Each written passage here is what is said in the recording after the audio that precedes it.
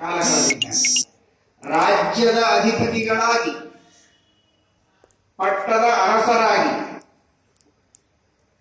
ಯಾವ ರೀತಿ ದಾನ ಧರ್ಮಗಳನ್ನು ಮಾಡಬೇಕು, ಯಾವ ರೀತಿ ಸಜ್ಜನರ ಪೋಷಣೆಯನ್ನು ಮಾಡಬೇಕು, ಪಾಲನೆಯನ್ನು ಮಾಡಬೇಕು, ಅದೇ ರೀತಿಯಲ್ಲಿ ಇನ್ನೂ ಒಂದರ್ಥದಲ್ಲಿ ಉತ್ಕೃಷ್ಟವಾದ ರೀತಿಯಲ್ಲಿ ಯಾವ ಆತಂಕಗಳಿಲ್ಲದಂತೆ ಭಗವಂತನ ಭದ್ರವಾದಂತಹ ರಕ್ಷಾ ಕವಚದ ರಕ್ಷಣೆಯಲ್ಲಿ ವನವಾಸದಲ್ಲಿ ಅದ್ಭುತವಾದ ಧರ್ಮವನ್ನು ಪರಿಪಾಲನೆ ಮಾಡಿದವರು ಪಾಂಡವರು.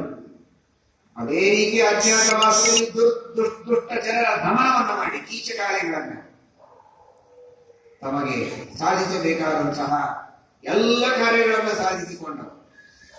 ಯಾವುದೇ ರೀತಿಯ ಕೊರತೆ ಇಲ್ಲ.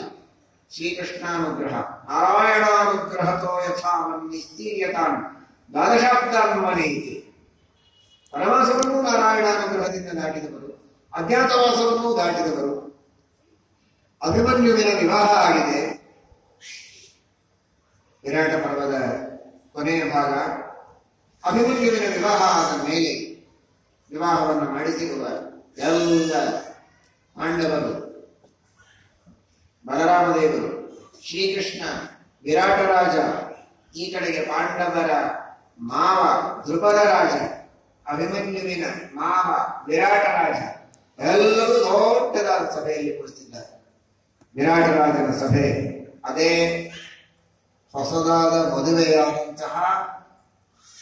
ಹೊಸದಾಗಿ ಮದುವೆಯಾದ ವಧೂವರರು ಅಭಿಮನ್ಯು, ಉತ್ತರ ಇಬ್ಬರೂ ಇದ್ದಾರೆ.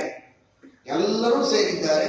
ಅಂತಹ ಒಂದು ದೊಡ್ಡದಾದ ಸಭೆಯಲ್ಲಿ ಮುಂದೆ ಮಾಡಬೇಕಾದ ಕರ್ತವ್ಯ ಕರ್ಮಗಳೇನು, ಇದರ ಬಗ್ಗೆ ಚಿಂತನೆ ನಡೆಯಬೇಕು ಅಂತ ಶ್ರೀಕೃಷ್ಣ ಪರಮಾತ್ಮ ಆದೇಶವನ್ನು